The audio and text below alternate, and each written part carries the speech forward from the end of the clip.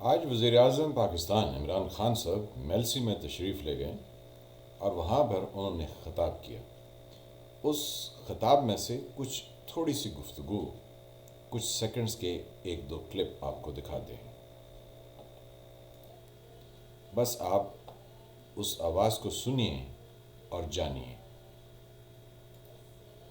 قوم مقروض اور غریب ہو گئی ہے، یہ سمجھ جائیں میرے میلسی کے نوجوانوں، یہ آپ سمجھ جائیں۔ جب تک ایک قوم اچھے برے کی تمیز نہیں کرتی، قوم اوپر نہیں جا سکتی۔ مدینہ کی ریاست میں ہمارے نبی صلی اللہ علیہ وسلم نے اخلاقیات کے اوپر اپنی ریاست کی بنیاد رکھی تھی اور انصاف پہ۔ میڈیا کا کام ہوتا ہے لوگوں کو اچھے برے کی تمیز دیں۔ آج مغربی میڈیا کبھی بھی کسی کے اوپر چوری کا الزام ہو وہ تقریر نہیں کر سکتا، وہ میڈیا کے سامنے نہیں جاتا۔ یہ سوال پوچھتا ہوں کہ کیا آپ چاہیں گے کہ آپ کے بچے فضل الرحمان فضلو ڈیزل ہو جائیں، یا آپ چاہیں گے کہ مقصود چپراسی والا شوبھا شریف آپ کا بیٹا بن جائے، یا آپ چاہیں گے کہ بھگوڑا نواز شریف بن جائے، اور یا آپ چاہیں گے کہ آپ کا بیٹا زرداری کی طرح بن جائے؟ تو عمران خان صاحب یہ سب کچھ فرما رہے تھے، لیکن ان کو یہ اندازہ نہیں تھا کہ وہ اپنے خلاف بہت ساری باتیں کر رہے ہیں۔ جب انہوں نے کہا کہ مدینہ کی ریاست کی بنیاد اخلاق پر رکھی گئی، تو آپ نے خود ہی دیکھا کہ اگلے ہی لمحے انہوں نے مولانا فضل الرحمان کو جن القابات سے نوازا، وہ کون سے اخلاقیات کا معیار ہے جس پر وہ فخر کر سکتے ہیں۔ پھر اس کے بعد انہوں نے نواز شریف، شہباز شریف اور آصف علی زرداری کے بارے میں جس طرح کی گفتگو کی، وہ اسلام کی کون سی تعلیمات سے عبارت ہے۔ اسلام میں تو خیر اس چیز کا بھی ذکر ہے کہ کسی سنی سنائی بات کو بغیر تحقیق کے اگر آپ آگے بیان کر دیں تو یہ آپ کے جھوٹا ہونے کے لیے کافی ہے۔ عمران خان صاحب فرما تو یہ رہے ہیں کہ ان کی اخلاقیات بہت اعلیٰ ہیں اور وہ چوروں اور ڈاکیوں کے خلاف ہیں، لیکن انہیں یہ پتہ ہونا چاہیے کہ یہ نواز شریف صاحب اور شہباز شریف صاحب اسی اسٹیبلشمنٹ کے لائے ہوئے ہیں جو عمران خان صاحب کو لے کر آئے، تو یوں تو وہ ہو گئے ان کے ساتھ برابر۔ اب رہ گیا سوال چوری چکاری کا۔ تو جیسے نواز شریف اور مسلم لیگ نواز یعنی شہباز شریف کی ٹیٹیز اور پیسے اور یہ سب کچھ نکلے اور یہ باتیں مشہور ہوئیں، اس میں کس حد تک کتنی صداقت ہے؟ پیسے تو بہر صورت وہ برآمد ہوئے اور وہ ان کے اکاؤنٹس میں ہیں، لیکن عمران خان صاحب آپ یہ تو بتائیے کہ آپ کے وزراء نے کون سے کم پیسے کمائے ہیں؟ جو دنیا نے کووڈ-19 کے سلسلے میں پاکستان کو رقوم دیں وہ کہاں گئیں، جس کا حساب کتاب ہی دینے کو کوئی تیار نہیں۔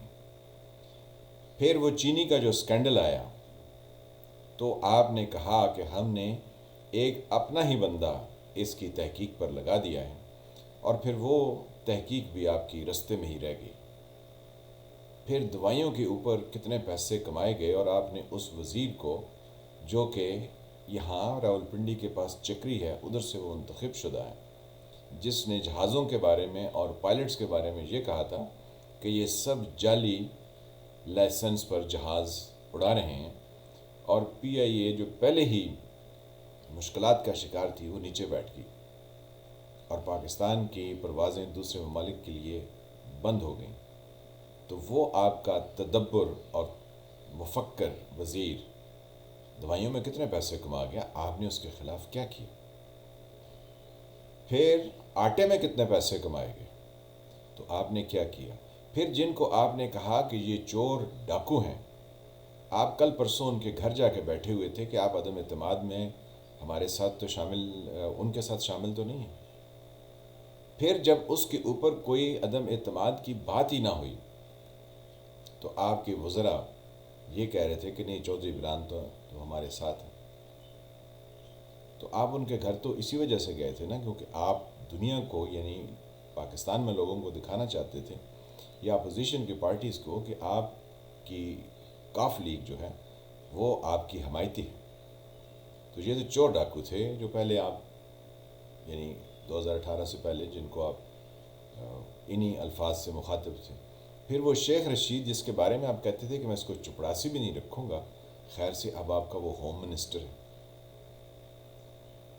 تو عمران خان صاحب آپ کون سی ایسی اعلیٰ اخلاق کی باتیں کر رہے ہیں؟ اس کے علاوہ آپ کے اپنے ذات نے جو دوسرے ممالک سے تحفے تحائف لیے اس کا آپ نے ریکارڈ ہی پیش کرنا مناسب نہیں سمجھا. اور وہ گھڑی جو آپ نے بیچ دی اور جس کا ذکر ابھی کچھ 6 ہفتے پہلے بہت زور سے اس میڈیا پر جاری تھا، آپ نے اس میں کیا صفائی پیش کی؟ تو آپ بھی نواز شریف اور شہباز کی طرح چور اچکے ہی ہو. تو اب آپ کے بارے میں کہانیاں تو اس وقت نکلیں گی جب آپ گھر کو پدھار جائیں گے، جب آپ اس دفتر سے نکال دیے جائیں گے. آپ کیا سمجھتے ہیں کہ اقتدار میں آپ بیٹھے ہیں تو آپ کے بارے میں کہانیاں پبلک میں نہیں آئیں گی، بہر صورت آئیں گی. یہ جو طریقے عدم اعتماد آپ کے خلاف ہونے کو جا رہی ہے، یہ آپ کی اسی طرح کی لچھے دار باتوں کی وجہ سے آپ اس نہج پر پہنچے. اگر آپ سائی وال کے واقعے پر ان پولیس والوں کے خلاف کارروائی کرتے جنہوں نے والدین کو ان کے بچوں کے سامنے گولیوں سے بھون ڈالا، تو آپ کا اخلاقی معیار اور آپ کی مقبولیت بڑھ جاتی. اگر آپ آٹا، چینی، دوائیاں اور نہ جانے کتنے، ہاں وہ جو رنگ روڈ بنی وہ آپ کے زلفی بخاری دوست کہاں گئے جو اس میں پیسے کھا گئے؟ پھر آپ کے وہ شہزاد اکبر صاحب کہاں گئے جو آپ کو ٹرک کی بتی کے پیچھے قاضی فائز عیسیٰ کے ریفرنس پہ لگا گئے اور پھر وہ سارا کچھ کرتے رہے؟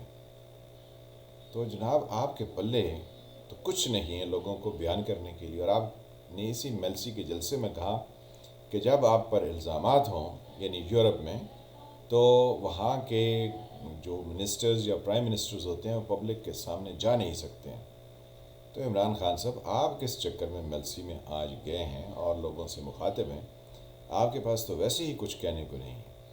آپ کی کہانیاں اس قدر نکلیں گی کہ آپ کو منہ چھپانے کی جگہ نہیں ملے گی. صرف آپ ایک دفعہ اقتدار کی مسند سے ذرا نیچے تو اتر. جس دن آپ نیچے اتر گئے آپ کی کہانیاں زبانیں زد عام ہوں گی اور لوگوں کو پتہ چلے گا کہ آپ جو ہے وہ ولف ان شیپ کلوتھس، آپ نے بھیس بدلا ہوا ہے.